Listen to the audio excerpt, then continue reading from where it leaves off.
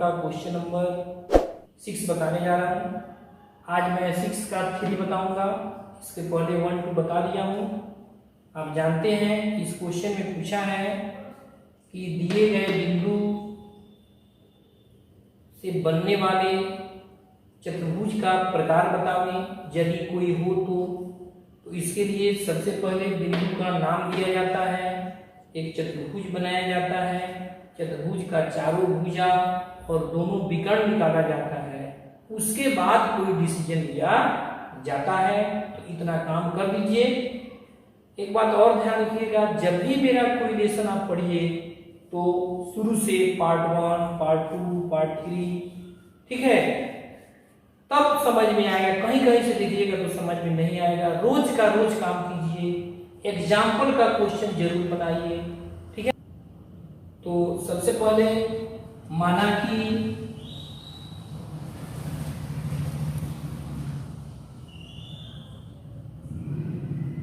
दिए हुए बिंदु एक को ये मानेंगे, A B C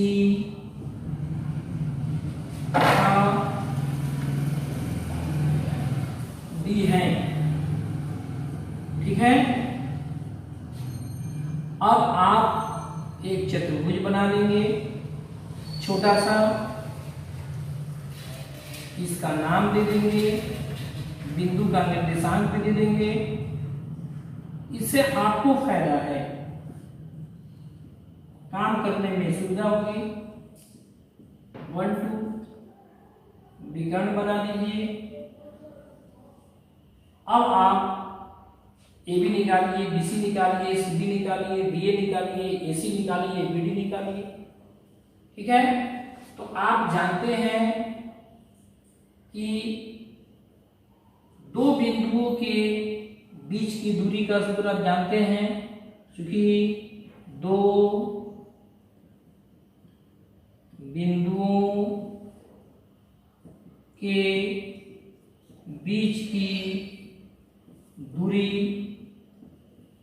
equal to x2 minus x1 का whole square, y2 minus y1 का होल स्क्वायर, ये दूरी सूत्र है। इसलिए ए बी बराबर, देखिए तो ए बी तो x2 माइनस x1 7 माइनस 4 का होल स्क्वायर,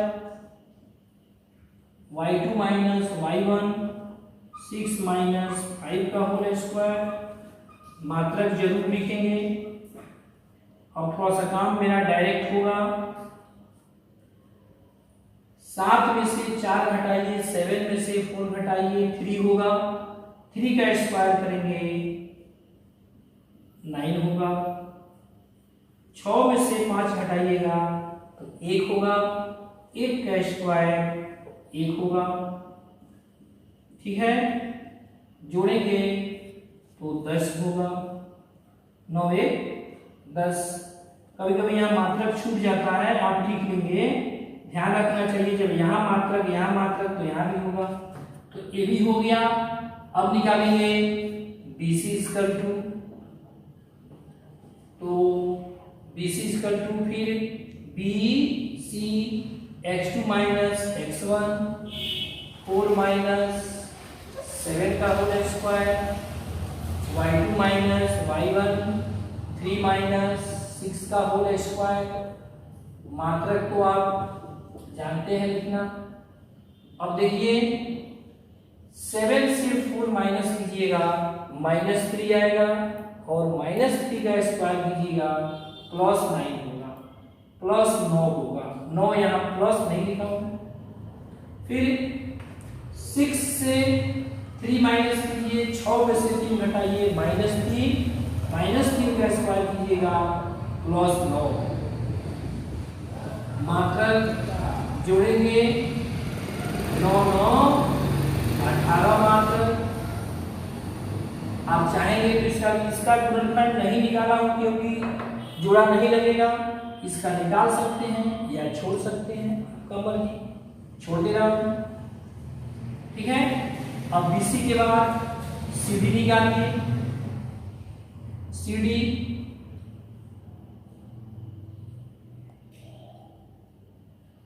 इक्वल टू फिर x2 माइनस x1 1 माइनस 4 का square 2 minus 3 y2 minus y3 नहीं y1 y2 minus y1 2 minus 3 का होल स्क्वायर। अब देखिए 4 से 1 माइनस हुआ -3 का स्क्वायर +9, फिर 3 से 2 माइनस हुआ -1 होगा, -1 का स्क्वायर करेंगे तो 1 होगा। अब जोड़ेंगे तो 9 1 10 हो जाएगा। देखिए ये AB रूट 10 आया है, CD भी रूट 10 आया है, BC रूट 18 आया है। हमको उम्मीद है कि AD भी रूट 18 ही आएगा, तो मैं मिटा रहा हूं और निकाल रहा हूं। ठीक है, अब DA देखिए, DA इक्वल टू देखिए DA x2 माइनस x1 का whole square y2 minus y1 का होल स्क्वायर, कभी कभी y3 भी बोल देता हूं, आप ध्यान रखिएगा। 4 में से घटाएंगे 3 का स्क्वायर 9, 5 में से 2 घटाएंगे 3 का स्क्वायर 9, मात्रक जोड़ेंगे रूट 18 मात्रक। देखिए आ गया, ये इसके बराबर, ये इसके बराबर, आमने सामने का भुजा बराबर आ गया है। अब AC इक्वल टू देखिए, AC तो x1 x2 तो x2 माइनस x1 का होल स्क्वायर, y1 y2 तो y2 माइनस y1 3 माइनस 5 का होल स्क्वायर। डायरेक्ट काम कर रहे हैं। देखिए 4 में से 4 घटाएंगे 0, 0 का स्क्वायर 0, 5 में से 3 घटाएंगे -2, -2 का स्क्वायर +4 होगा। ठीक है, अब जोड़ेंगे तो 4 हो जाएगा और 4 का वर्गमूल 2 हो जाएगा। मेरा यहाँ जगह नहीं है, मैं यहाँ लिख दिया हूं। ठीक है, आप नीचे लिखेंगे। अब BD देखिए, BD x2 minus x1 y2 minus y1 का होल स्क्वायर।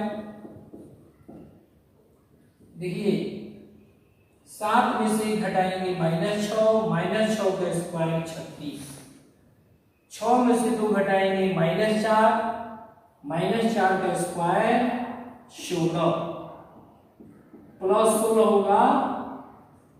अब देखिए जोड़ेंगे 6 6 12 हासिल 1 1 2 और 3 5। अब यहाँ विकर्ण 2 आ गया, यहाँ विकर्ण √52 आ गया। इसका गुणनखंडन करना जरूरी नहीं है, कि देखना सिर्फ है बराबर है कि नहीं बराबर। तो अब यहाँ आमने सामने का भुजा बराबर आ गया, ये इसके बराबर, ये इसके बराबर, लेकिन विकर्ण बराबर नहीं आया। मैं बताया था आपको कि अगर आमने सामने का भुजा बराबर हो और विकर्ण बराबर हो तो आयत होगा, लेकिन सिर्फ आमने सामने का भुजा बराबर हो, विकर्ण बराबर नहीं हो तो समांतर चतुर्भुज होगा। तो यहाँ ABCD क्या है? समांतर चतुर्भुज है, पैरेललोग्राम है। ठीक है, तो लिखेंगे कि चूंकि AB बराबर है CD के तथा BC बराबर है AD के या DA के, जो भी लिखना हो, तथा नहीं लिखिएगा, परंतु विकर्ण AC बराबर नहीं है विकर्ण BD के, इसलिए दिए गए या दिए हुए बिंदुओं से बनने वाला चतुर्भुज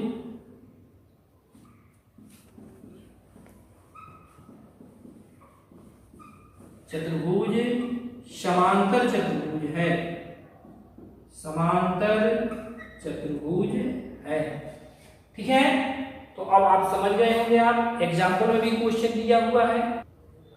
अब मैं अपने नेक्स्ट वीडियो में क्वेश्चन नंबर 7 बताऊंगा।